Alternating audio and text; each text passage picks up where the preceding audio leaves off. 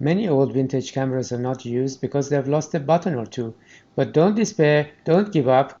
We're going to use the Sony Digital Mavica from 1997, which has a button missing, a shutter button. We're going to repair that. First, get yourself a reference picture so you know how it should look. Now, in this example, we have to measure the diameter and take notice of that rod that comes out of the middle of it for the button to press. That was 11.4 millimeters, which is similar to this lip gloss from the ladies' cosmetic set. We can use the top of that. Well, how about this Sharpie? The end of it seems to be the right diameter. We can even spray paint it with metallic silver, and that should do the job. That's a Pilot brand, very common. The tops are good. This is a tool from the carving kit for from Craftwork. The end of it can be used, spray painted again, cut down to size. That can work. What else can we use? End of AA battery. It's already metallic, so no painting is required. But it seems to be 1 millimeter or two too wide. This is a door knob from a leftover IKEA kit. You can get these knobs of variety of diameters from the hardware store. That's an option. We can use an LR44 battery, which is narrower than AA battery, and it's already cut down to size. It's just about the right diameter. And it's metallic, of course, no painting required, but the end of it is flat. If a flat button is required, that's a good one. We can also use these studs used in leatherworks, in jeans, in bags, and so on. You can get those from repair shops. Diameter is 1 millimeter too wide, I think. But the finish is amazing. Look at this video, how we use that for another camera. This pen is one of those freebie pens, $2 pens. They give them away for publicity. The end of it is good. Right diameter, right curvature, right finish. Don't know how it's attached. Maybe it's screwed in, maybe it's glued. We have to see if it comes out in one piece. It might even need a bit of a packer in case it's too narrow. So decision time now. We have to decide what to do. Okay, decision has been made. The pen won.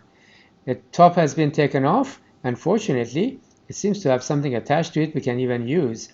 We have to fill it in. It's a cylinder that's hollow. We have to push some plastic into it. This plastic came from a leftover IKEA kit for a light fitting. Many rods can be used for that.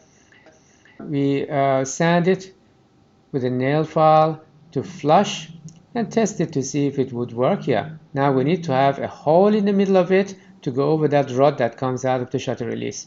We use a nail for that purpose, but not by pressing it in, by first heating it and then squeezing it in. Tape it onto a board, use a lighter to heat it up. We do this twice. First, after a little bit of heating, we go very shallow to establish the exact location. Not too ambitious. Don't pull it out before it sets, otherwise it'll be trouble. Okay, pull it out and then do it again a second time after you pull out. This time deeper, hotter. A hole is established. It's almost like doing a drill. First establish the drill point, then you go deep.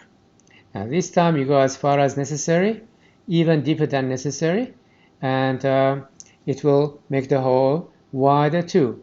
When you pull out, the melting has created a rough edge which we can sand back with a nail file again until it's nice and smooth and beautiful. Now we have to decide how to attach it. First, clear the debris from the hole so that the hole is nice and clear for the glue to work. You can also use one of these Dremel bits to take all the debris out and maybe even make the hole smoother and a bit wider. But nail is also okay.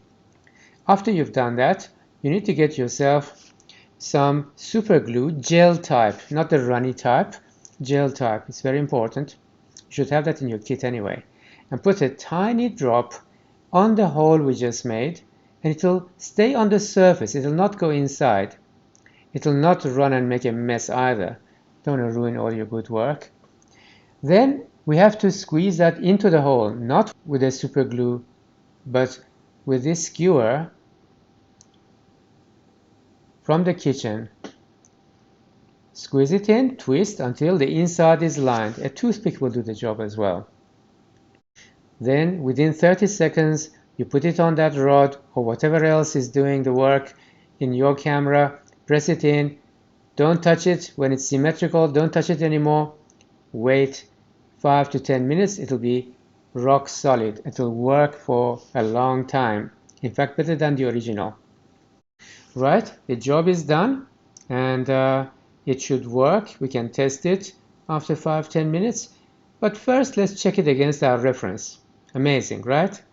Just as good. Functional, beautiful. It's time to go for a test. What do we test it on? Okay, let's test it on this beautiful car. A job well done. Thank you all.